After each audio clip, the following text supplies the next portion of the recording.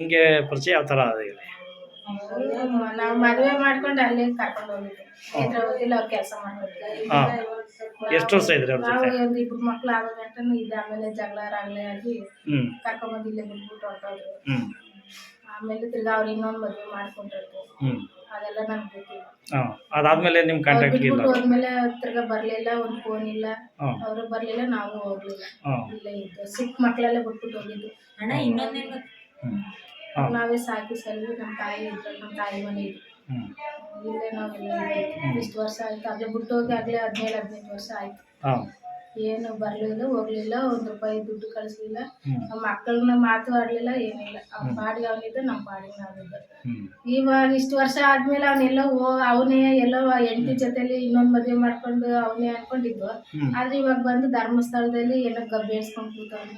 ಆ ದೇವಸ್ಥಾನ ಹೆಸರೆಲ್ಲ ಕೆಡಿಸ್ಕೊಂಡು ಅಲ್ಲೇನೋ ಹೆಣಗಳೈತೆ, ಊಟ ಹಾಕಿದ್ದೀನಿ, ಅದು ಇದು ಅನ್ಕೊಂಡು ಏನೇನೋ ಬರೀ ಸುಳ್ಳು ಹೇಳ್ಕೊಂಡು ಅವನು ಇದು ಮಾಡ್ತಾವನೆ. ಅದು ಏನು ಕತೆನೋ, ಯಾರ ದುಡ್ಡು ಗಿಡ್ಡು ಕೊಟ್ಟು ಮಾಡಿಸಿದ್ರು ಇಲ್ಲ, ಅವನಾಗೆ ಅಂತೂ ಮಾಡಿರೋದಿಲ್ಲ. ಅದು ಗುಂಡಿಗಳನ್ನೆಲ್ಲ ತೋರಿಸ್ಕೊಂಡು ಅವ್ರಿಗೆಲ್ಲ ಎಷ್ಟು ತೊಂದರೆ ಕೊಡ್ತಾವನು. ಆ ದೇವಸ್ಥಾನದ ಹೆಸರು ಹಾಳು ಮಾಡ್ತಾವನು. ಅಂತ ಪುಣ್ಯಕ್ಷೇತ್ರದಲ್ಲಿ ಆ ಥರ ಎಲ್ಲ ನಡೀತಾ ಇಲ್ವೋ ಅನ್ನೋದು ಇವಾಗ ಎಷ್ಟು ಇದಾಗ್ಬಿಟ್ಟಿದೆ. ಮಾಡ್ತಾ ಇರೋಕ್ಕಿಂತ ಅವ್ರ ಹೆಸರು ಚಿನ್ನಯ್ಯ ಅಂತ. ಚಿನ್ನಯ್ಯ ಅಂತ. ಈಗ ಮದುವೆ ಆಗೋದ್ಮೇಲೆ ಇಲ್ಲಿ ತನಕ ನಿಮ್ಗೆ ಒಂದಿನನೂ ಇಲ್ಲ? ಮದುವೆ ಆಗಿ ಒಂದಿಬ್ಬರ ಮಕ್ಳು ಆಗೋ ಗಂಟ ಅಲ್ಲೇ ಇದೆ. ಅಂಥದ್ರಲ್ಲೂ ಜಗಳ ರಾಗಲೆ, ಹೊಡೆಯೋದು ಬಡಿಯೋದು ಎಲ್ಲ ಮಾಡ್ಕೊಂಡು ಅಲ್ಲೇ ಜೀವನ ಮಾಡ್ಕೊಂಡಿದ್ದೆ. ಆಮೇಲೆ ಅವ್ನು ಇಲ್ಲೇ ಕರ್ಕೊಂಡ್ಬಂದು ಇಲ್ಲೂ ಹೊಡೆದು ಬಡ್ದು ಎಲ್ಲ ನಮ್ಮ ಫ್ಯಾಮಿಲಿನೆಲ್ಲ ಬಾಯಿಗೆ ಬಂದಂಗೆಲ್ಲ ಬೈದು ಕಿತಾಪತಿ ಮಾಡ್ಕೊಂಡು ಬಿಟ್ಬಿಟ್ಟು ಹೋದವನು. ಬರ್ತಾನೆ ಅಂದ್ಕೊಂಡು ನಾನು ಕಾಯ್ಕೊಂಡಿದ್ದೆ. ಇವತ್ತು ಬರ್ತಾನೆ, ನಾಳೆ ಬರ್ತಾನೆ, ಬರಲೇ ಇಲ್ಲ. 1 ವರ್ಷ ಕಳೆದ್ರು ಬರಲೇ ಇಲ್ಲ. ಆಮೇಲೆ ಮದುವೆ ಆಗೋದು ಅಂತ ಗೊತ್ತಾಯ್ತು. ಆಮೇಲೆ ನಾನು ಕೋರ್ಟ್ಗೆಲ್ಲ ಕೇಸ್ ಹಾಕಿದೆ.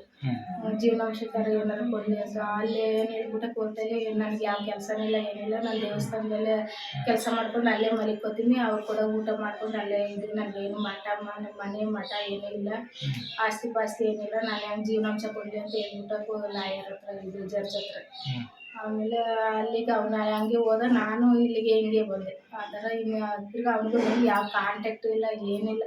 ನನ್ನ ಮಗಳ ಮದುವೆ ಮಾಡಿದೆ. ಅವ್ರಿಗೆ ಪತ್ರಿಕೆಯಲ್ಲಿ ಒಂದು ಹೆಸ್ರು ಹಾಕ್ದೆ ಅಷ್ಟೇ. ಈಗ ಅವನ ತಾನೇ ಮಕ್ಕಳು ನಡೆಸಿದ್ದು. ಅಪ್ಪ ಅನ್ನೋದಕ್ಕೋಸ್ಕರ ಒಂದು ಹೆಸ್ರು ಹಾಕಿದೆ, ಕರೀಲಿಲ್ಲ, ಏನೂ ಮಾಡಲಿಲ್ಲ ಅನ್ನೋದು. ಒಟ್ನಲ್ಲಿ ಅವನು ಇವಾಗ ಮಾಡ್ತಾ ಇರೋದು ಕೆಲಸ ತುಂಬ ತಪ್ಪು.